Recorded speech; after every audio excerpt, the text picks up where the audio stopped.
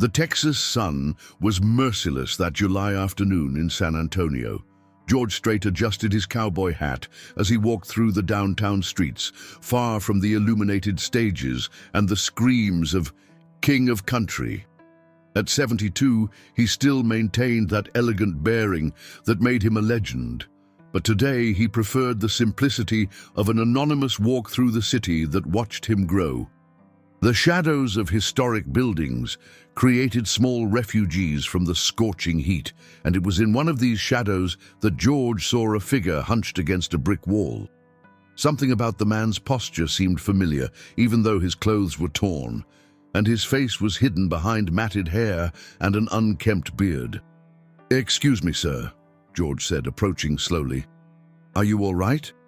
The man lifted his head, and George's heart nearly stopped. Those green eyes, even dulled by hunger and desperation, were unmistakable. It was Marcus Wheeler, his childhood friend from Petite, Texas. The same Marcus who had taught him to play his first guitar chords behind the old barn on the Wheeler family farm. "George?" Marcus's voice was barely a whisper, hoarse from dehydration and disbelief. "Is that really you?" George knelt beside his old friend, fighting back tears. Marcus looked like he hadn't eaten in days. His clothes hung loose on his skeletal frame, and his hands shook as he tried to sit up straighter. "Marcus, my God, what happened to you?" George's voice cracked with emotion. Marcus turned his face away in shame. I lost everything, George. The farm, my family, my job. Started drinking after Sarah died, and then I just couldn't stop. Been living on the streets for 2 years now." George remembered Sarah, Marcus's wife of 30 years. She had been diagnosed with cancer 5 years ago, and the medical bills had been crushing. George had sent money anonymously through a lawyer, but apparently it hadn't been enough. "Marcus, look at me." George gently turned his friend's face toward him. "You're not alone anymore. I'm here, and we're going to figure this out." The downtown streets bustled with tourists and locals, but George only saw his friend's pain. He helped Marcus to his feet, noting how light he felt, how his bones protruded through his thin skin. "Come on, let's get you something to eat," George said, supporting Marcus as they walked toward a nearby diner. Inside the air-conditioned restaurant, other patrons stared as the country music legend helped a homeless man to a booth. George ignored the whispers and focused on Marcus, who was devouring a plate of eggs and bacon like he hadn't eaten in weeks. "Slow down, friend," George said softly. "The food's not going anywhere." As Marcus ate, George's mind raced. This wasn't just about helping one person. This was about a system that had failed his childhood friend. How many other Marcus Wheelers were out there, forgotten and struggling? "I need to make a call," George said, pulling out his phone. "There's someone who can help us." Marcus looked up from his plate, confusion in his eyes. "George, you've already done more than enough. I don't deserve—" "Don't say that," George interrupted firmly. "You're my friend. You taught me my first song, remember? Your Cheatin' Heart by Hank Williams. You showed me how to hold a pick properly." A tear rolled down Marcus's weathered cheek. "I remember we were 12 years old, sitting by the creek behind your house." George smiled at the memory as he dialed a number he rarely used. The phone rang 3 times before a familiar voice answered. "George, this is unexpected. How are you, cousin?" "Jeff, I need your help with something important. Really important." Jeff Bezos, on the other end of the line in Seattle, could hear the urgency in his cousin's voice.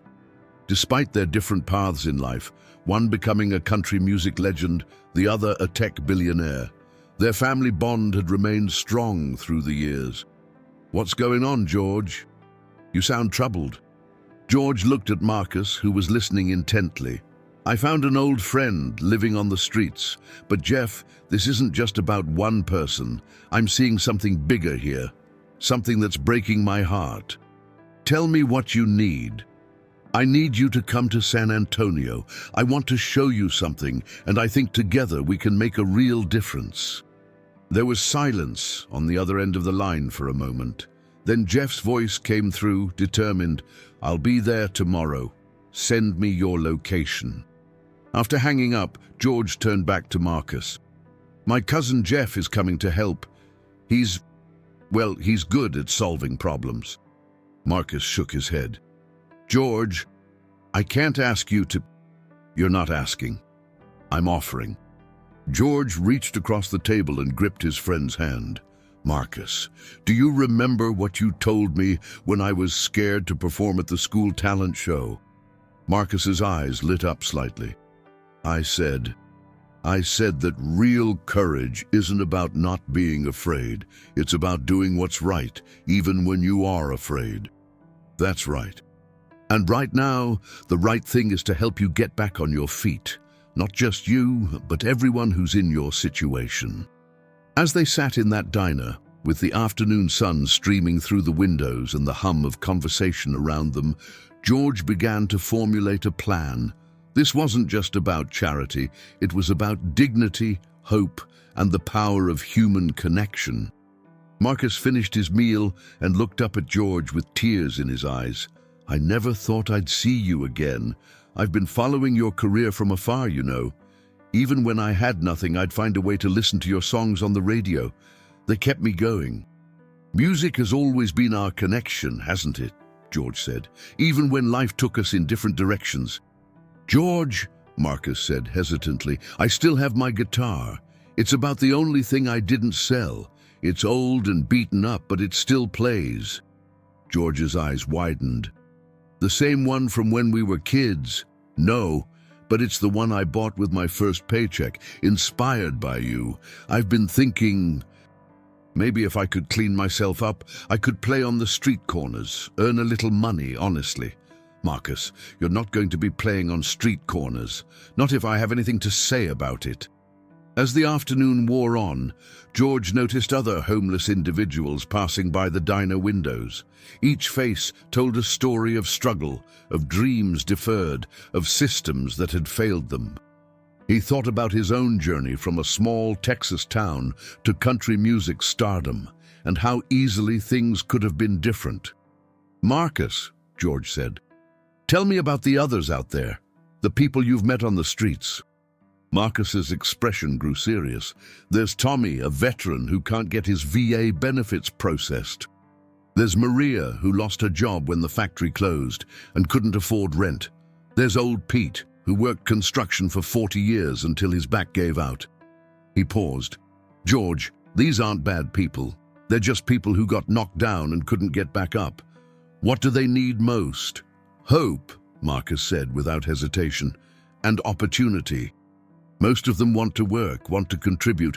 They just need someone to believe in them again." George nodded, his mind working furiously.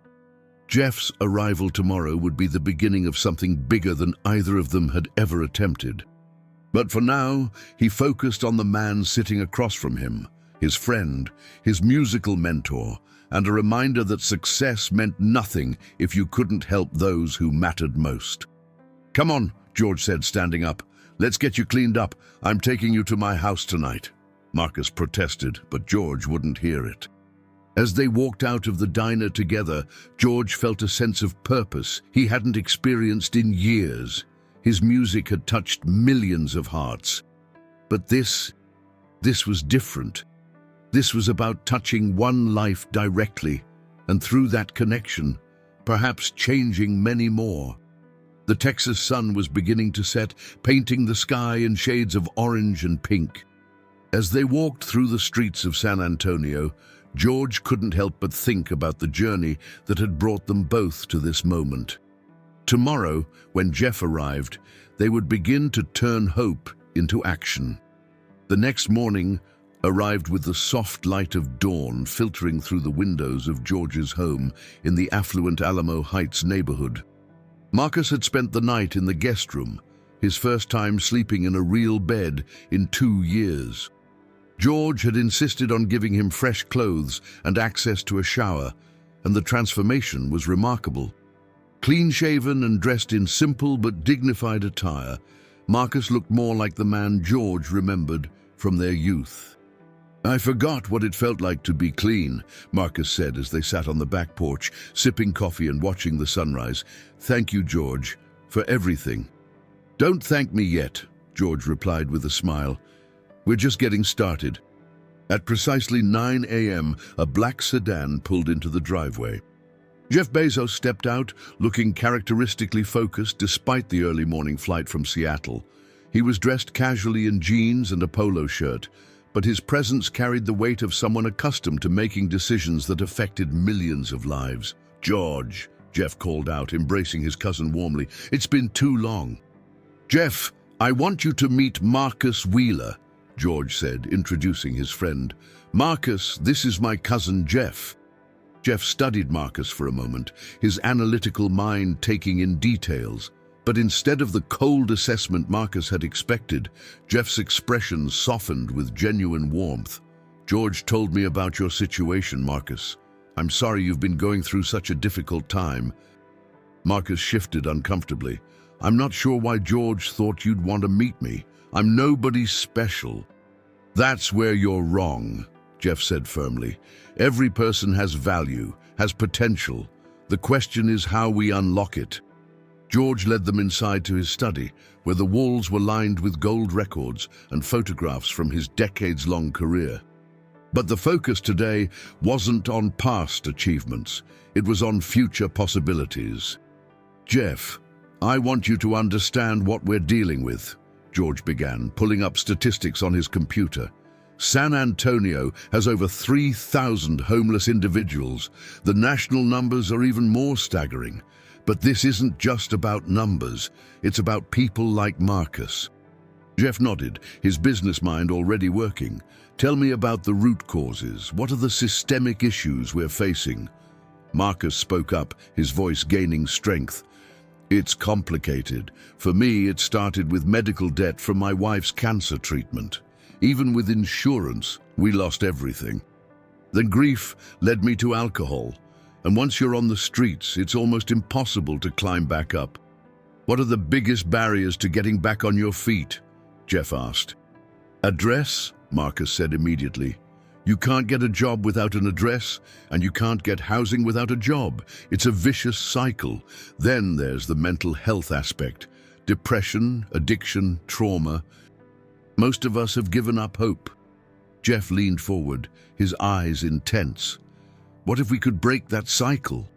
George smiled, recognizing the look in his cousin's eyes. It was the same expression Jeff had worn as a child when he was about to build something amazing. I've been thinking about this all night, George said. What if we created something that addresses all these issues simultaneously? Not just charity, but a comprehensive system that restores dignity and creates real opportunity. Go on, Jeff encouraged. Housing first, but not just any housing. What if we built a community where people could live while they get back on their feet? Include job training, mental health support, addiction counseling, and most importantly, purpose. Jeff was quiet for a moment, his mind racing through possibilities. You're talking about a complete ecosystem. Housing, healthcare, education, employment, all integrated. Exactly, George said. And Marcus gave me the key insight. These people don't want handouts. They want hope and opportunity. Marcus looked between the two cousins, amazed at how quickly they were building on each other's ideas. You're talking about something massive, something that could actually work. Marcus, Jeff said, I want you to help us design this. You understand the problem from the inside. Your insights are invaluable. Me? But You're our expert, George interrupted. You've lived this reality. You know what works and what doesn't. Over the next several hours, they outlined their vision. Jeff's business acumen, George's understanding of human nature, and Marcus's street-level expertise created a powerful synergy. They talked about tiny home communities with integrated services, job training programs that matched people's skills and interests, and a supportive environment that treated residents as participants rather than recipients.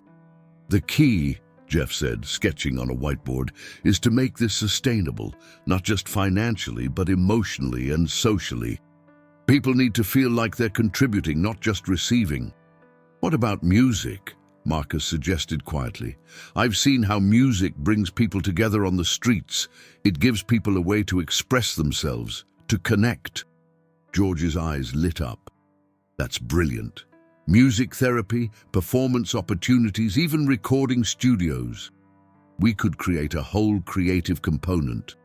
And we could document the stories, Jeff added. Show the world that homeless individuals aren't statistics. They're people with dreams, talents, and contributions to make. As the day progressed, their vision became more concrete.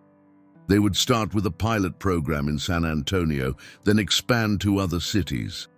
The project would combine Jeff's technological resources with George's platform and influence, all guided by Marcus's authentic understanding of the community they were trying to serve. What should we call it? George asked. Marcus thought for a moment. How about Second Chance Village? Because that's what we're all looking for, a second chance. Perfect, Jeff said. And Marcus, I want you to be our community liaison. You'll help us stay connected to the people we're serving. I don't know if I'm qualified for that, Marcus said hesitantly. You're the most qualified person I know, George said firmly. You've walked this path. You know what it takes to climb back up. That evening, as they sat on George's porch watching the sunset, Marcus spoke quietly. I woke up yesterday thinking my life was over. Now I feel like it's just beginning. That's the power of hope, Jeff said. And that's what we're going to give to thousands of people. George strummed his guitar softly, playing a melody that seemed to capture the spirit of their day. You know, I've spent my whole career singing about the human experience, love, loss, hope, redemption. But I've never lived it quite like this. Music has always been about connection, Marcus said. And that's what we're building here. Connections. Between people, between communities, between those who have and those who need. Tomorrow we start making calls, Jeff said. I'll get my team working on the logistics. George can use his platform to raise awareness, and Marcus can help us connect with the community. As the stars began to appear in the Texas sky, three men from very different backgrounds sat united by a common purpose. They had found each other again, not just George and Marcus, but all three of them bound by family, friendship, and a shared vision of what was possible when people came together to solve real problems. The conversation continued late into the night as they refined their plans and dreamed about the lives they could change. None of them knew that their reunion would spark a movement that would reshape how America thought about homelessness, but they could feel the potential in the air, as tangible as the warm Texas breeze that carried their words into the darkness. 3 weeks later, the empty lot on the outskirts of San Antonio buzzed with activity.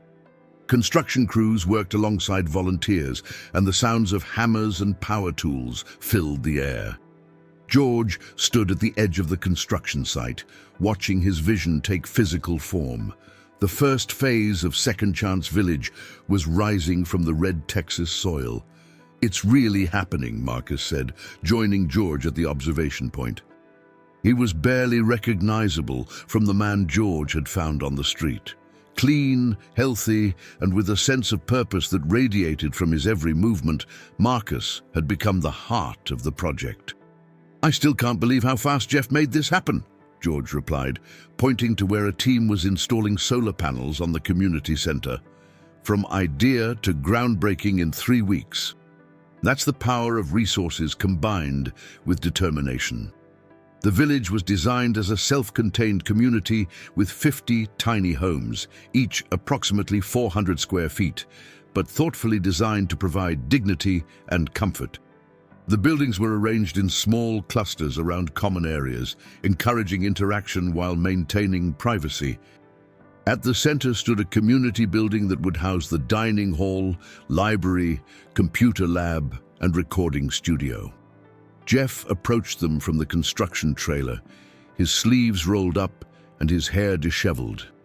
Despite his wealth and status, he had been hands-on with every aspect of the project. "The first 10 homes will be ready next week," he announced. "We've got our first residents selected, and the staff is trained and ready."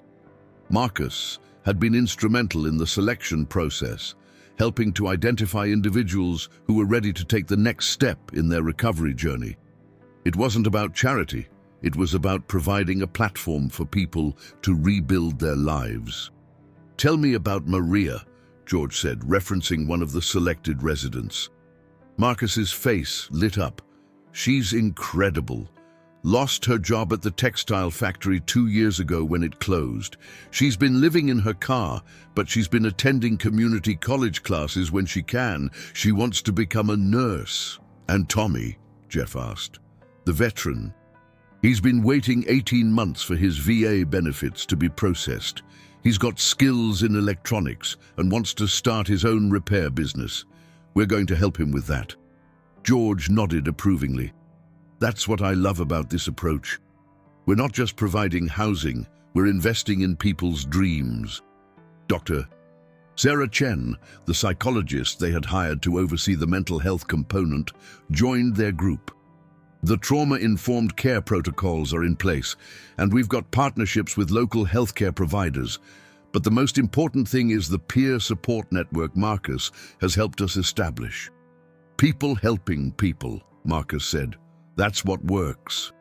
When someone who's been where you are tells you it gets better, you believe it." As they toured the construction site, George was struck by the attention to detail. Each tiny home had a small porch, a necessity in Texas heat, but also a symbol of dignity. The community gardens were already planted, providing both fresh food and a sense of purpose. The workshop spaces were designed for various trades, from woodworking to electronics repair. "George!" called out a familiar voice. Jim Patterson, George's longtime manager, was walking toward them with a camera crew. "The documentary team is here for the first interview." George had agreed to let a film crew document the process, not for publicity, but to create a record that could help other communities replicate their model. The story was too important to keep to themselves. "Are you ready for this?" Jeff asked Marcus, who looked nervous about being filmed. "I think so," Marcus replied. "If sharing my story helps even one person, it's worth it." The interview took place in the partially completed community center, with the sounds of construction providing a backdrop that emphasized the active, forward-looking nature of the project. "Marcus," the interviewer began, "take us back to that day when George found you. What was going through your mind?" Marcus took a deep breath. "I was ready to give up. I hadn't eaten in 3 days, and I was seriously considering, ending it all. I thought I was invisible, that no one cared whether I lived or died. And now I wake up every morning with purpose. I'm helping to build something that will change lives. I'm not just surviving anymore, I'm living." George watched his friend with pride and amazement. The transformation wasn't just physical. Marcus had found his voice, his confidence, his sense of worth. "George," the interviewer continued, "you could have just given Marcus money or found him a job. Why create something this elaborate?" "Because the problem is bigger than any one person," George replied. "Marcus opened my eyes to a crisis that's been hiding in plain sight. We have thousands of people in every city who've been discarded by society, and we're wasting their potential." Jeff leaned forward. "From a business perspective, this makes perfect sense.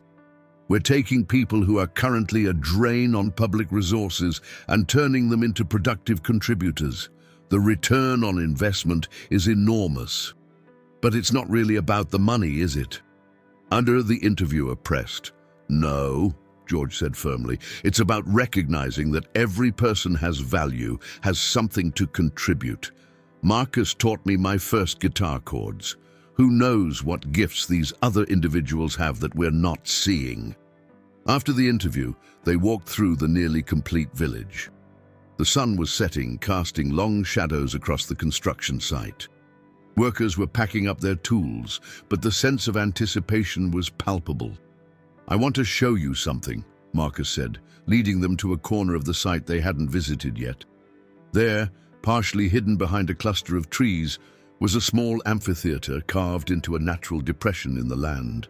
"I designed this," Marcus said proudly. "A place where people can perform, share their stories, connect with each other. Music brought us together, George. It can do the same for everyone here." George felt tears welling up in his eyes. "Marcus, this is beautiful." "I talked to some of the guys on the street," Marcus continued. "There's so much talent out there, people who used to be teachers, artists, musicians, craftsmen. They've just been forgotten." Jeff nodded thoughtfully. "We should document their skills, their stories, create a database of talent that employers can access." "Already working on it," Marcus said with a grin. "I've been interviewing people for weeks. You'd be amazed at what I've found."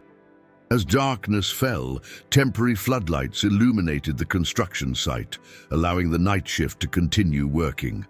The three men stood in comfortable silence, each lost in his own thoughts about the magnitude of what they were creating. "You know," George said finally, "I've had a successful career, more money than I could spend in a lifetime, fans all over the world. But I've never felt more proud of anything than I do right now. That's because this is about more than success," Marcus said. "This is about significance. We're not just building houses, we're rebuilding lives." Jeff checked his phone, noting several messages from his team in Seattle. "I need to fly back tomorrow, but I'll be here for the grand opening next week. This is just the beginning." "The beginning of what?" George asked. "The beginning of a movement," Jeff replied. "I've already had calls from mayors in 12 cities asking about replicating this model. We're going to franchise hope." As they walked back toward the parking area, Marcus stopped at a small plaque that had been installed near the entrance. It read, "Second Chance Village, where hope becomes home." "George," Marcus said, "I need to tell you something. That first night after you found me, I lay in your guest room and I prayed for the first time in years. I prayed for the strength to not let you down. Marcus, you could never let me down. You're the strongest person I know. No, I'm just a guy who got lucky. Lucky to have a friend who never gave up on me.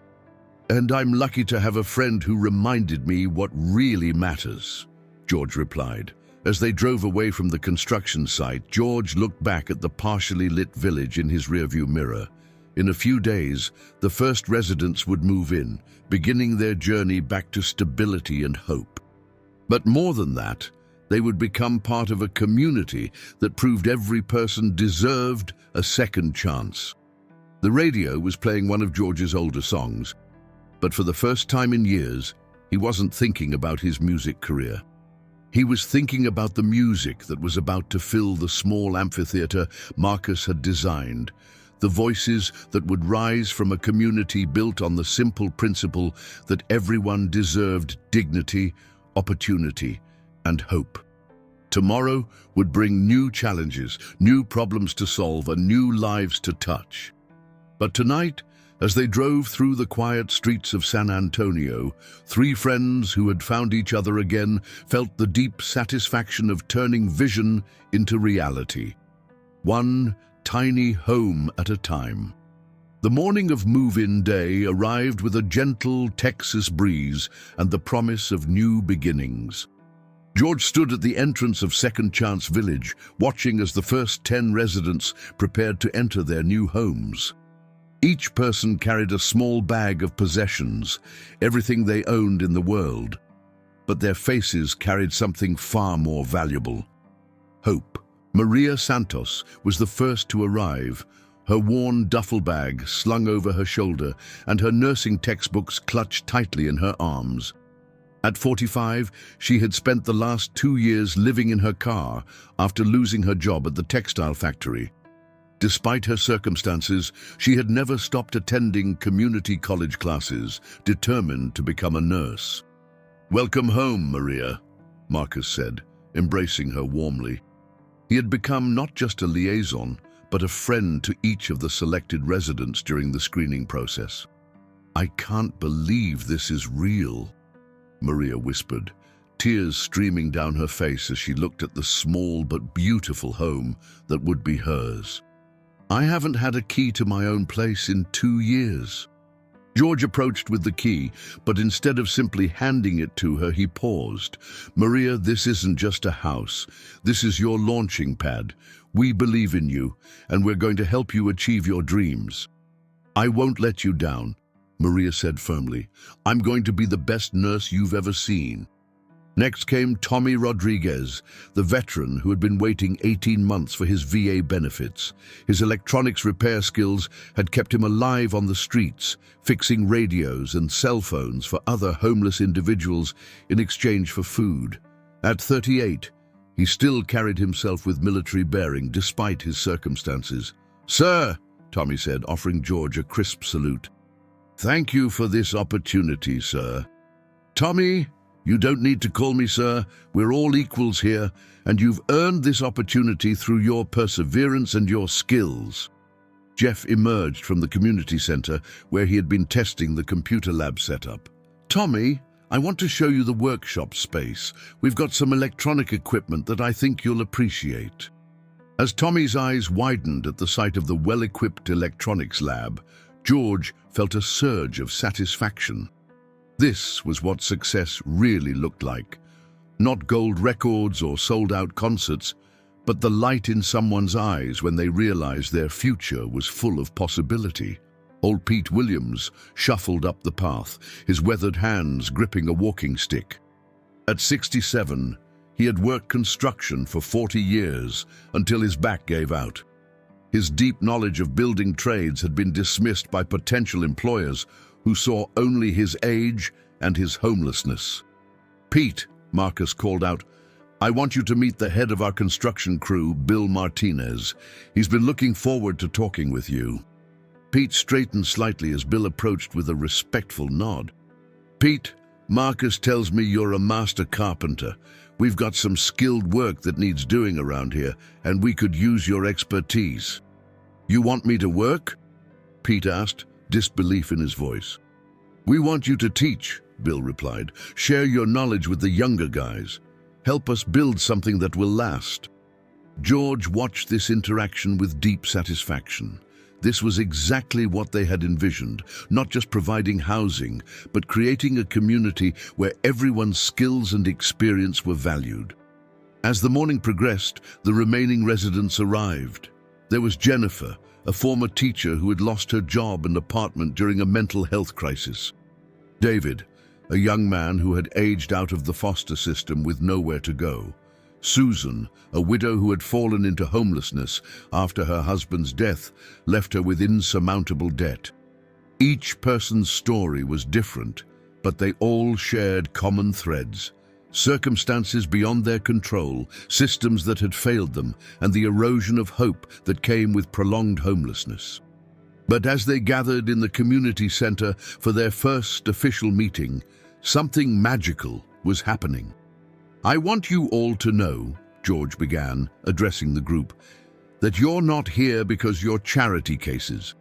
You're here because you're pioneers. You're the first residents of something that we hope will change how America thinks about homelessness." Dr. Chen stepped forward. "Over the next few weeks, we'll be working together to establish the routines and support systems that will help each of you achieve your goals. This isn't a temporary shelter. This is your home for as long as you need it." Marcus stood up, his voice carrying the authority of someone who had walked the same path. "I want to be clear about something. This place isn't going to solve all your problems. You're still going to have hard days, setbacks, moments when you want to give up, but you won't be facing them alone." "What's expected of us?" asked Jennifer, her teacher's instincts making her want to understand the rules. "Respect for yourself and others," Marcus replied. "Participation in the community. Working toward your goals, whatever they may be, and helping others when you can." Jeff addressed the group about the practical aspects. "Each of you We'll work with a case manager to develop a personalized plan. Some of you want job training, others want to start businesses, some want to continue education. We'll provide the resources and support, but the drive has to come from you. What about money? Tommy asked. I mean, we can't just live here for free forever. You'll contribute what you can, when you can, George explained. Some of you will find jobs, others will start businesses, some will provide services to the community. The goal is self-sufficiency, but we're not going to throw you out if you have a setback. As the formal meeting concluded, the residents began to explore their new home. The community center buzzed with activity as people discovered the library, the computer lab, and the recording studio. In the kitchen, Maria was already planning the first community meal, her nursing background making her naturally inclined to care for others. George, she said, I want to cook for everyone tonight. It's the least I can do. You don't owe us anything, Maria. I know, she said with a smile. I want to do it because this is my home now, and these are my neighbors. Outside, Pete was examining the construction of the tiny homes with a professional eye, making notes about potential improvements. Tommy was deep in conversation with Bill about electrical systems, his enthusiasm infectious. It's working, Jeff said quietly to George as they watched the community come to life. It's more than working, George replied. It's transforming. Look at their faces. They're not victims anymore. They're participants.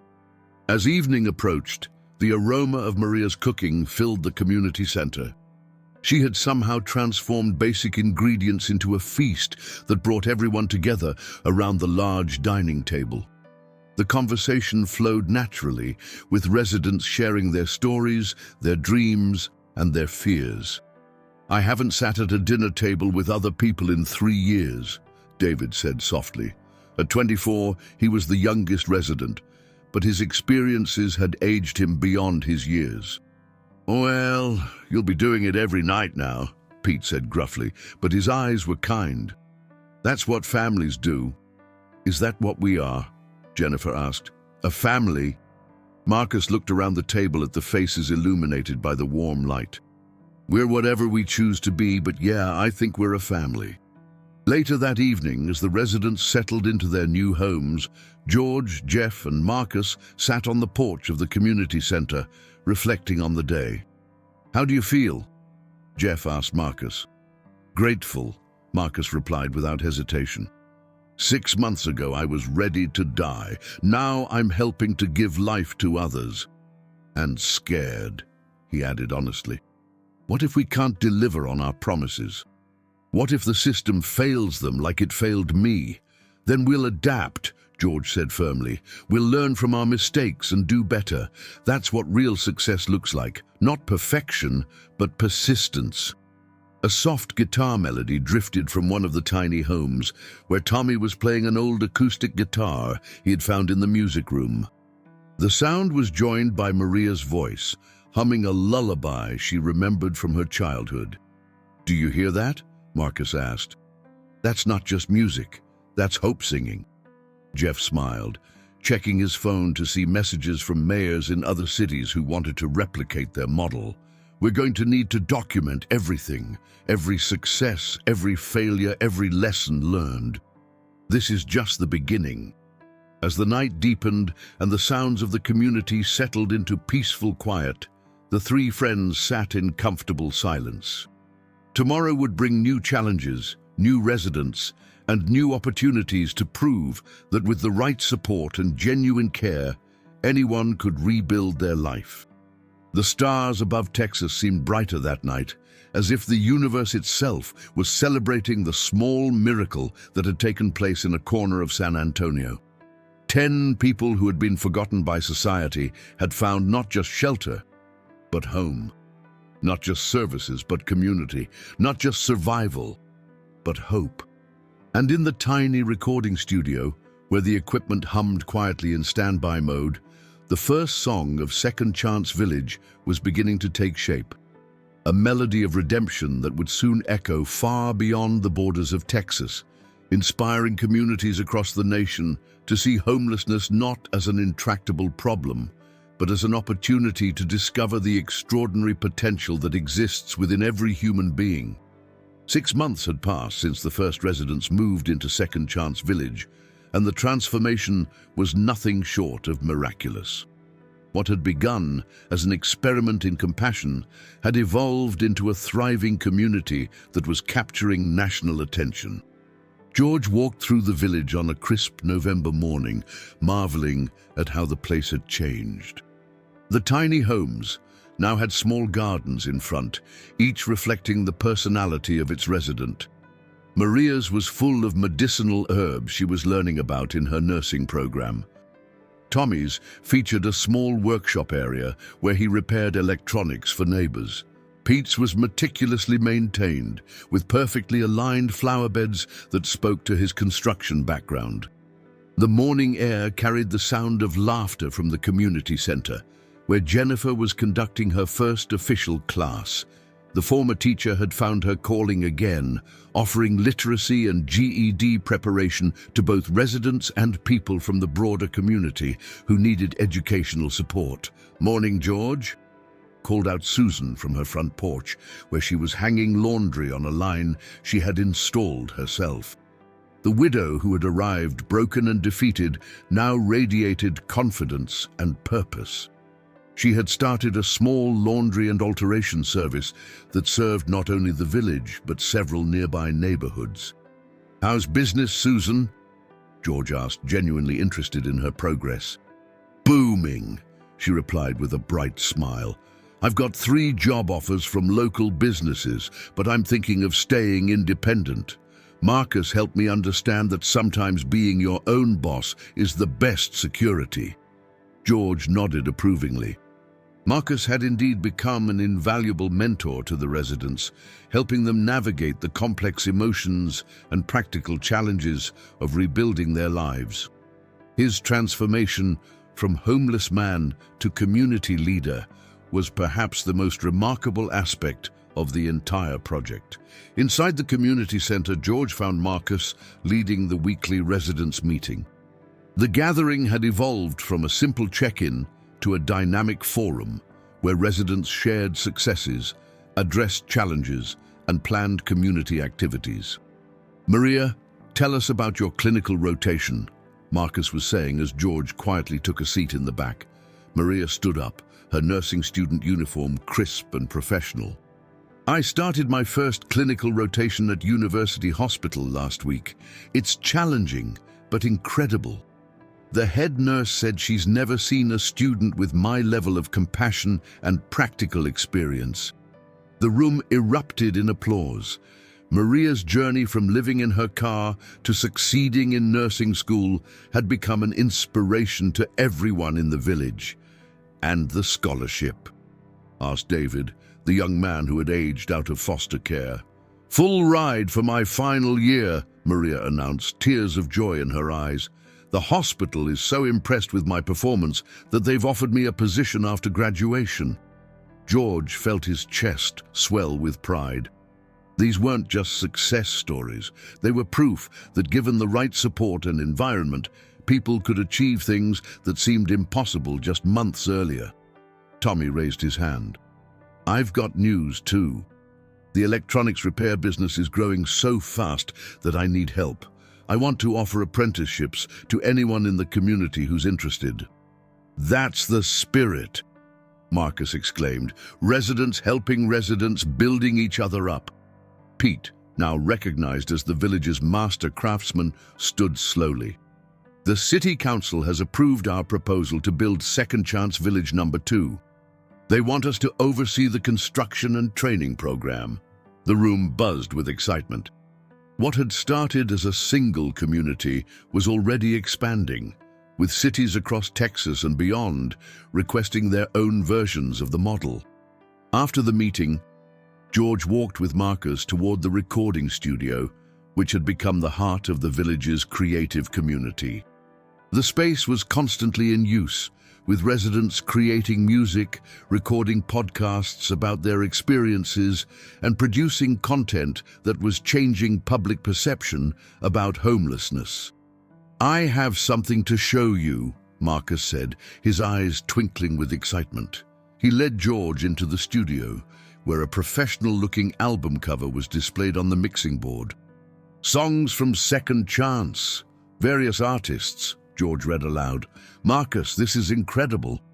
We've recorded 12 songs, all written and performed by current and former residents.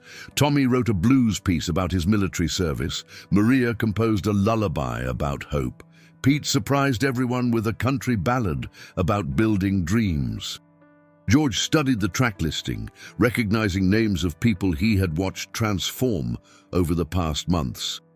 "This needs to be heard by the world." "That's where you come in," Marcus said with a grin. "We want you to produce it professionally and help us get it distributed, not for profit, but for impact." "Consider it done," George said without hesitation. "My label will be honored to work with you on this." Their conversation was interrupted by the arrival of Jeff, who had flown in from Seattle for the monthly board meeting. He looked energized and slightly overwhelmed, carrying a thick folder of documents. "You're not going to believe the numbers," Jeff announced as he joined them. "We've got formal requests from 47 cities to replicate the model. The documentary has been viewed over 10 million times, and the waiting list for residency here is over 300 people." "That's amazing," George said, "but also overwhelming. How do we maintain quality while scaling?" "That's exactly what we need to discuss," Jeff replied. "We're at a crossroads. Do we grow slowly and maintain tight control, or do we try to meet the demand more aggressively?" Marcus looked thoughtful. "What do the residents think? They're the ones who understand what works and what doesn't." "Actually," Jeff said, "that's why I'm here. I want to propose something radical. What if we made this a resident-led organization? Give the people we're serving real ownership and decision-making power?" George considered this idea. It was risky, unconventional, and absolutely brilliant. "You mean, let the residents become the board of directors?" "Not immediately, but eventually. Start with advisory roles, then transition to full governance as people stabilize and develop leadership skills." Marcus's face lit up. "That would be revolutionary. Most programs treat homeless people as clients or beneficiaries. This would treat them as partners and leaders." As they discussed the implications, Maria appeared in the doorway of the studio. "Excuse me, but there's someone here to see you, George. She says she's a producer from 60 Minutes. The three men exchanged glances. National media attention was a double-edged sword. It could help spread their model, but it could also bring unwanted scrutiny and pressure. "Should we do it?" Jeff asked. "Let's ask the residents," Marcus suggested. "This is their story as much as ours." An hour later, the entire community had gathered in the amphitheater Marcus had designed. The natural acoustics made it perfect for community meetings, and the setting always seemed to inspire thoughtful discussion. "The question before us," George explained to the assembled group, "is whether we want to share our story on a national stage. It could help other communities, but it will also change the dynamic here." Jennifer, the former teacher, spoke first. "I think we have an obligation to share what we've learned. There are people suffering in every city who could benefit from this model." Tommy nodded in agreement. "When I was on the streets, I never saw any examples of people who had successfully gotten back on their feet. Visibility matters." "But what about our privacy?" asked David. "Some of us are still healing, still figuring things out." "That's a valid concern," Dr. Chen interjected. "We can control the narrative to some extent, focus on the community and the model rather than individual stories." Old Pete stood up, his voice carrying the authority of his years. "I've been thinking about this since I got here. We've been given something precious: hope, dignity, a second chance. If we keep it to ourselves, aren't we being selfish?" Susan wiped away a tear. My husband used to say that blessings multiply when you share them. Maybe our healing isn't complete until we help heal others. The discussion continued for an hour, with every resident participating. In the end, the vote was unanimous. They would share their story, not for fame or recognition, but to prove that homelessness was a solvable problem. As the sun began to set, casting long shadows across the village, George found himself reflecting on the journey that had brought them all to this moment. 6 months ago, he had simply tried to help an old friend. Now they were part of a movement that was changing lives across the country. "You know what the most amazing part is?" Marcus said, joining George at the edge of the amphitheater. "What's that?" "6 months ago, I thought my story was over. Now I realize it was just beginning, and not just mine. Everyone here is writing a new chapter." Jeff approached with his phone in hand. "I just got word from the mayor of Seattle. They want to fast-track a second chance village there. Full funding, city support, the works." "And Austin called this morning," George added. "The governor wants to make this a statewide initiative." Marcus smiled, but his expression was thoughtful. "Success brings its own challenges. How do we make sure we don't lose what makes this special?"